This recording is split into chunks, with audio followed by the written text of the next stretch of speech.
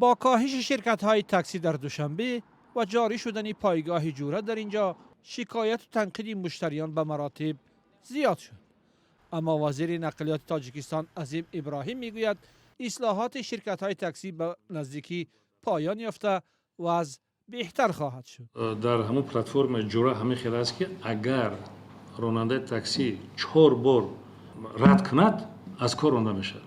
یعنی درخواست است. برای همین حاضر کاربری رفته شده است که همین رو ما در شکل معیار معاصر زمانوی جا کنیم. تا 2 سال پیش در دوشنبه نزدیک به 10 شرکت تاکسی وجود داشت و مشتریان و راننده ها عمدتاً راضی بودند. پس از یک اصلاحات از سوی شهرداری دوشنبه، بازار تاکسی در اختیار 4 شرکتی نو گذاشته شد. اکنون خواهشمندان نمی توانند با تلفن تاکسی سفارش دهند و رانندگان قطع نظر از درآمد مجبورند هر روز به شرکت ها 100 سامانی بپردازند. برخی راننده ها پیشتر به رادیو آزادی گفته بودند که پرداخت اجباری برایشان خیلی گران است. 100 сом пул кор кини накини мақсад ҳам 100 сом пула месупорӣ.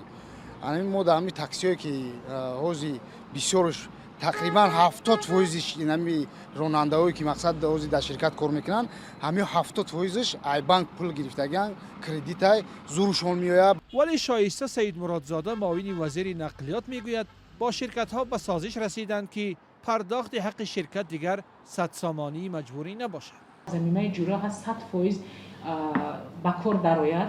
این خودی پیشنهادی هم شرکت جوره بود و هم شرکت های تاکسی. اینو میگن 100% پرداختی که به کار درآمد ما علاقه به فایز میگذاریم.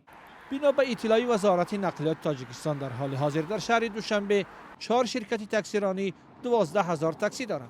خود تاکسیران ها میگویند آمار واقعی به مراتب بیشتر است.